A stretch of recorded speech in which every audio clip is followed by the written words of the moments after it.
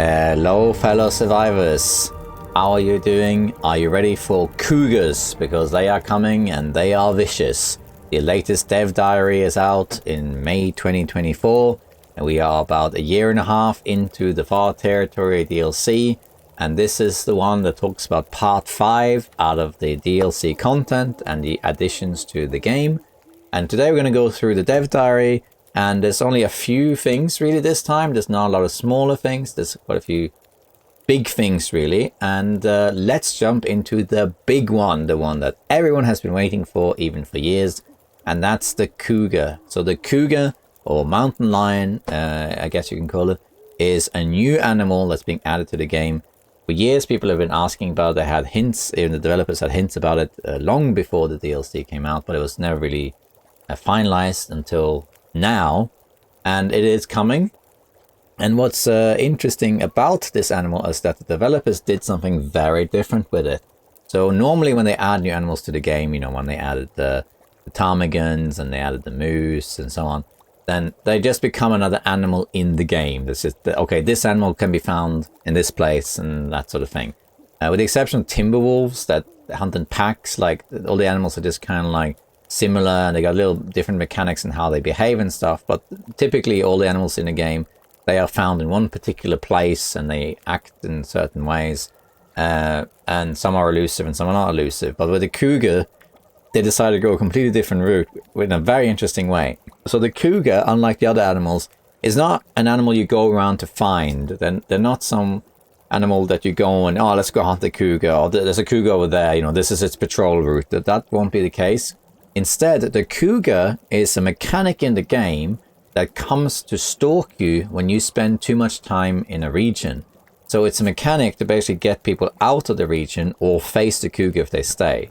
So the way this works in short is that if you stay in one region for too long, the Cougar will start getting interested in you and it will start stalking you, which means that you then eventually have to face it. So there's plenty of warning before this happens. So you're not going to just like one day be like, oh dang, the Cougar's here, and you die. We don't know exactly what the feedback system is, but the developer said that there'll be multiple signs showing that a Cougar is now interested in coming to the region. And there's also more signs showing that the Cougar is now in the region. So you got to watch out. And then they can start stalking you, as I understand it. And then they can attack you. So basically this means that the Cougar is not an animal you go around looking for. Instead, the Cougar comes looking for you. And if you deliberately want to hunt one, you have to actually camp out in a region. We don't know exactly the timer for this. I wouldn't be surprised if the timer is shorter on Interloper than on other difficulties, that it scales the difficulty. But in any case, this is basically it's similar to Cabin Fever, except it's region specific. So you spend too long in a region, the Cougar will come for you. And the attack it does is meant to be very brutal and could end up killing you, which isn't that big a deal. It's the same as a wolf, you know, a wolf attack can kill you. But it comes with this new affliction, but it's possible to defeat the Cougar in a counter attack. And I'm assuming you can also kill it with other means. That's how it works. You can also deter the Cougar when the Cougar comes into the territory. If you find the den that the Cougar has, then you can destroy it with noisemakers. So the noisemakers now have an additional function, because the noisemakers aren't, ever since they were added with episode 4 or Blackrock, the noisemakers haven't really been used that much. They don't really have that much of a purpose. They work to scare animals and stuff, but you don't really need them really.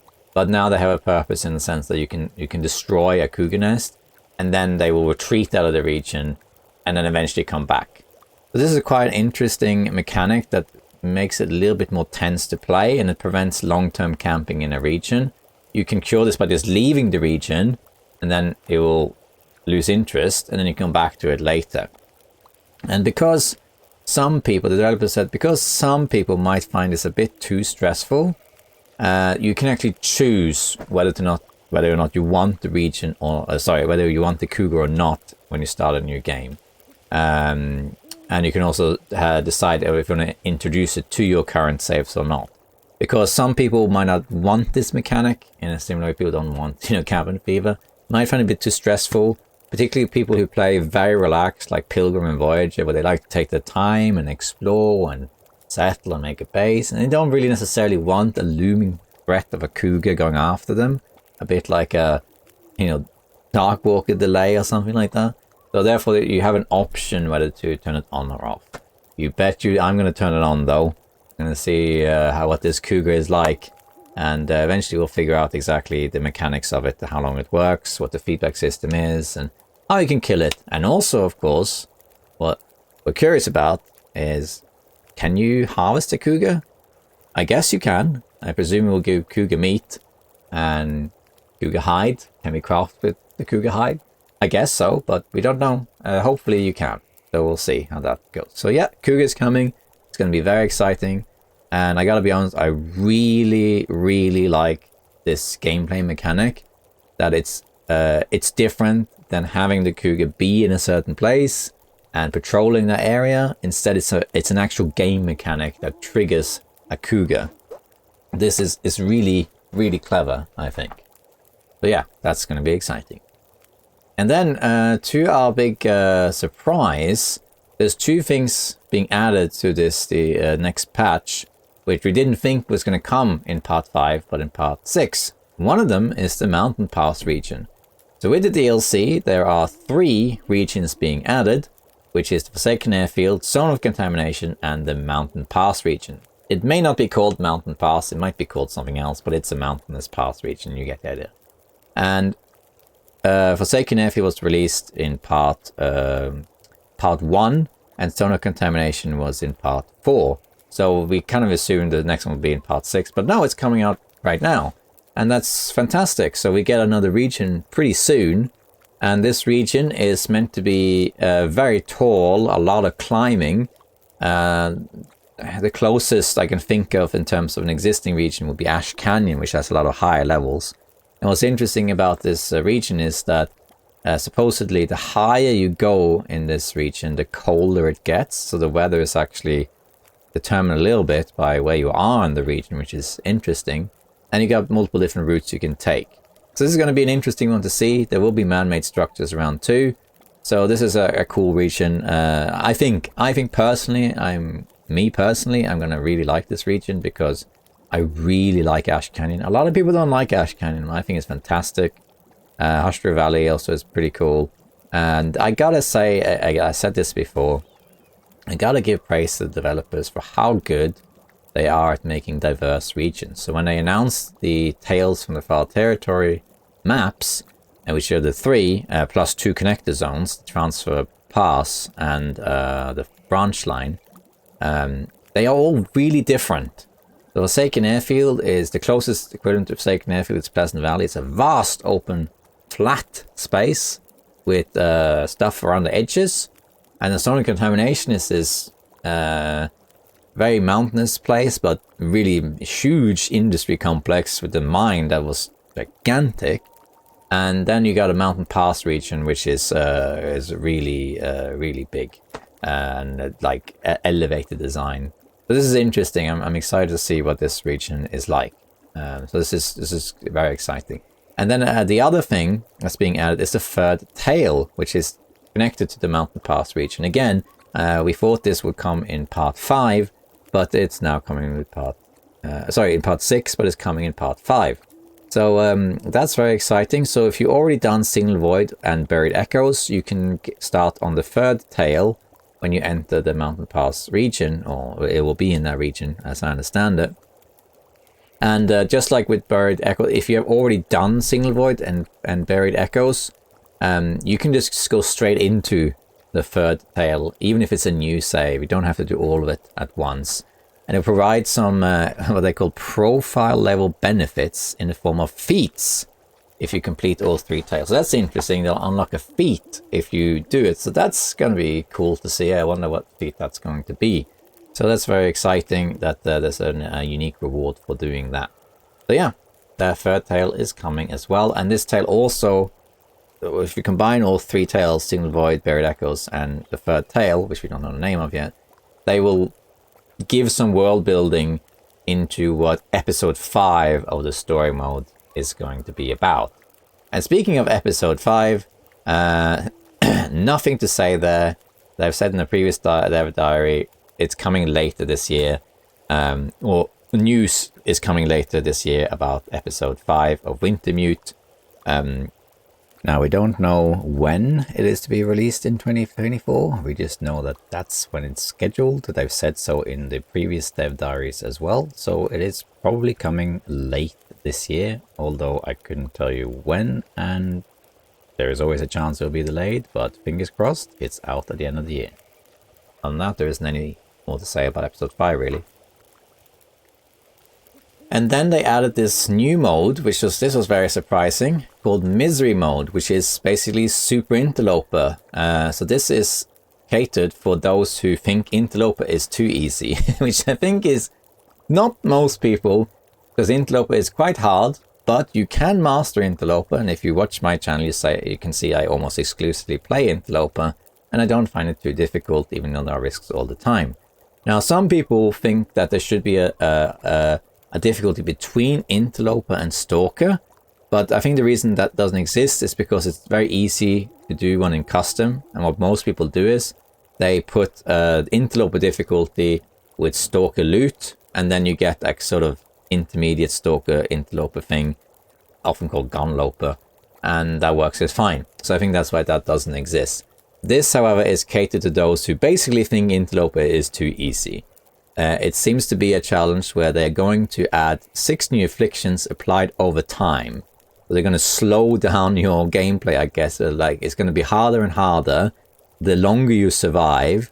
And the idea is that it's basically a difficulty where you will die, okay? Because they say they suspect survival will be in the dozens of days and not hundreds. Now, they did say initially the same thing for Interloper. With Interloper, the idea was never that you were meant to survive for a long time. You were supposed to die.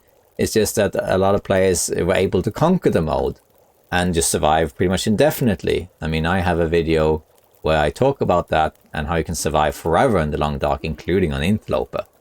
And this mode is a counter to that, where you're meant to basically die.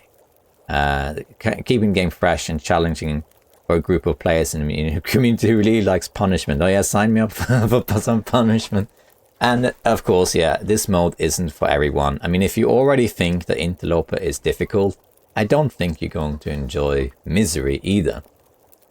But it is catered for certain veteran players, which are people who think Interloper is too easy.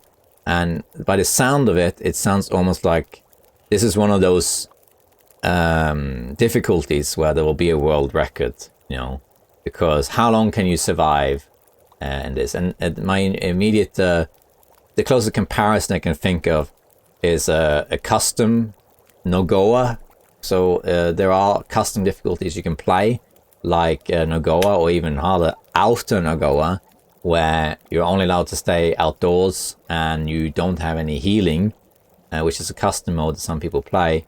And I guess this will be sort of similar to that, where you could technically survive forever, but it's very hard because a single mistake could cost the entire run. On Interloper, if you make a mistake, you could die, but you can also recover. But on these sort of custom difficulties, if you make a mistake, it's very costly, and this is probably the same. Well, however, it will be interesting to see what happens when it comes out, because there's always someone who's really good at this. When After Dead Sleep came out, I remember the developers said that no one in their team had been able to defeat it, and then Kimiota, I think, did it in one day. And there are some people in our community who are really good at the Interloper and only play custom difficulties that make the game harder and harder. Top of my head, there's people such as Perfect Trip, Slid Holmes, the Deadpool, Big Fish, and several others. There's many people who only really play these custom difficulties that are really hard, and I think this mode is sort of catered for them, you know, not those people specifically, because a lot of people play harder difficulties and they don't stream or make content. But this is basically a way to keep the game even harder. I think it's meant for it's aimed at veteran players, give them an extra difficulty to try to see if they are even able to survive it. That's the idea I'm getting. I will point out one thing. Those of you who watch my channel will notice that I not that long ago criticized a different game for having a similar mechanic that I thought was a bit silly. So there's a game called Winter Survival, and they have a system called the trauma system, which is the longer you survive, you get these, well, afflictions, what they call it, traumas, where you do things like hallucinate things. And I criticized them as saying this is kind of stupid mechanic because it just debilitates the player and it's not fun. And I also said that in that game they missed out on creating something really unique. They could have created a really cool psychological mechanism where you develop trauma, and then as you survive, you conquer that trauma, and the trauma goes away. Instead, it just became this sort of permanent debuff that existed in pretty much every play mode, right? So it just became this annoying thing. Here, however, it's instead, it seems to be afflictions that are added to only this difficulty to slow you down and make the game harder until eventually you die. And the question is to see how well you can survive. And I wouldn't be too surprised if there's a few select people in the community who can conquer this mode and survive in the hundreds of days. But we'll have to see. It's hard to say. I will definitely give it a try. You can bet that I'm going to try and survive as long as possible with this. And then there's another thing added that also was very surprising. I did not see this coming. They're adding a system called the cheat death system, which is a mechanism that removes, well, partially, the permadeath in the game. So Long Dark has a permadeath system where if you die, you're dead. The exception is story mode where you save the game. But if you die in survival mode, it's over. Now, there are ways around that. People take backups of their saves, and then if they die, they just load the save again. I occasionally back up my saves, not for that reason, but just because I don't want the corruption to happen and I lose my runs that I create content on, but I don't use it for that purpose. But some people do, and they do it rigorously, and then if something happens, they just exit the game. And also, what people often do, is that a wolf is attacking and they know they're going to die. What do? Alt F4 or turn off the console, and then they avoided it. So in a way, cheat death already exists in Interloper, depending on who the player is. But in the vanilla system, if you die, you're dead. And a lot of games have that, but a lot of games also have saving systems where, like in Green Hell, for example, you can just load the last game, for example. So the Long Dark has probably the most known permadeath system, and they're actually now adding a way that you avoid that. So it's not the same as a save system though, where you just go back. Instead, it's an actual mechanic called cheat death. So when you die in the game, you can choose. Basically, do you want to die and the run is over, or do you want to cheat death and continue? However, if you choose to cheat death, it's not just that like, oh well, you continue. It comes with a penalty. So you can cheat death 3 times in total, and each time you die, you have to make a decision on how you continue. So I guess they gave you a permanent affliction or a permanent debuff or something. And also if you will lose some of the items you had on you when you died. So if you continue, it's going to be debilitating, but you can continue. So that's an interesting trade-off, where they're basically saying, if you die, don't worry, you can continue, but it's going to cost you. So that's an interesting mechanic, and this one is probably the most controversial addition. A lot of people are a bit torn. They're not really sure exactly what they want to do about it. I do know that a lot of people, I see it all the time on Reddit and Facebook, I mean, people get frustrated, because especially when they die in a stupid way. They accidentally tripped and fell down a cliff, or they didn't see something, or they made a mistake and then they died, and they feel a bit frustrated. From a psychological point of view, though, because I research gaming and esports, I don't know the full literature, but from what I do know, having permadeath in a game actually makes people appreciate the game more, because then they value the game more because of its preciousness. And when you die, they look back at the run very favorably, even if it was frustrating at the moment. But if you don't have permadeath, then you're not as invested in it. It's not as positive because it's like, oh well, I could just load it again. But in here, again, this system is different in that you can't just, you know, load the game. You have a penalty to it. So that's interesting. Please let me know what you think about this in the comments, because this part especially is quite controversial. Of course, when you could just ignore it, and then if you die, you just click I'm dead and you start again. So in a way, if you don't want to continue with these debuffs or whatever, then you could just die, and it's like the change never happened. And for those people who back up their saves, they can just do the same, right? They can just Alt F4 or back up their saves, and if they're about to die, they just reload. So it doesn't really change anything unless you want it to. And this is catered for those who want that option, for sure. Okay. And then lastly, Switch.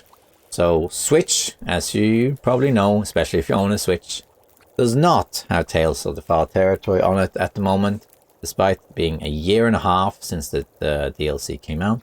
And the reason is just because it's been difficult to optimize it and get it to work properly on Switch. But they have now finally sorted that out, and they're testing it. And if it all goes okay, they think that Tales will be available on Switch at the end of June or so. So that means that finally Switch players can play the proper DLC, and the part 5 will be a bit later, late in the summer or something like that, because of the Nintendo approval system. So yeah, so Tales is coming to Switch. It took a while, but it is coming. So yeah, that was the developer diary for May. It's the first one we had in 6 months, but it was an exciting one. There were some things in there that I did not expect at all. The Cougar was expected, but knew that. How the Cougar works, though, that was unexpected, but I really like it. I did not expect it would get Mountain Pass and the third tail this patch, although the content itself is not unexpected. It's just I didn't expect to get it now. So those 3 things are not new things as such. However, the addition of Mystery Mode and Cheat Death, that came completely out of left field. I didn't see any of that coming. But it's very interesting that they've added a difficulty above Interloper to really challenge those people who have conquered the game and think it's too easy. And on the other spectrum, they've added a Cheat Death system for those who find it annoying when you die and they want to continue, but it comes with a cost. So that's cool. So this is going to be, I think, it's going to be the most interesting content patch of the Long Dark in a long time. Why? Because it's adding mechanics that are quite game-changing. In the other patches, primarily, they're adding things like new items or new recipes or new regions or whatever, right? And it just kind of adds to the game for the most part. Here, however, a lot of it changes the game. The Cougar, it changes how you play the game, particularly in terms of where you stay in a region. The Misery Mode adds a new gameplay system to the game, which was, for those who think Interloper was too easy. And Cheat Death allows you to escape death where possible if you want. So there are kind of like 3 different things there. Well, Misery doesn't really change the game. That just adds to the game, I guess. But the Cougar and Cheat Death, they change the game permanently.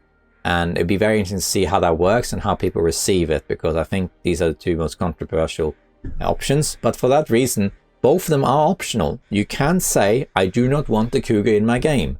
And then you don't have to deal with the Cougar mechanic. You can also, when you die, you can say, I don't want to Cheat Death. I'm just going to die. And then it's as if those 2 things were never added to the game to begin with. So they are entirely optional, really. But they are there. So it'd be interesting to see both how this pans out, but also what people think about it, and be very interesting to see that. In terms of when it's actually coming out, it's coming out in June. They said second half of June, so I guess that means after June 15th somewhere. Then you can expect to come out roughly a month from this video, give or take. And yeah, that is basically the next content patch of the Long Dark. And I gotta say, I'm really excited about this one, because mostly to see how it works out, because it's hard to really say how all of this is going to be received and how well it's going to work. So it's going to be very interesting to see how people respond to these additions and how they deal with them. And I can't wait to try my hands on it. I'm especially eager to hunt down a cougar to see what we can do with that, and see if it's that difficult to handle. So yeah, okay, that's the Dev Diary. Stay safe out there, survivors. I'll see you next time. Bye bye.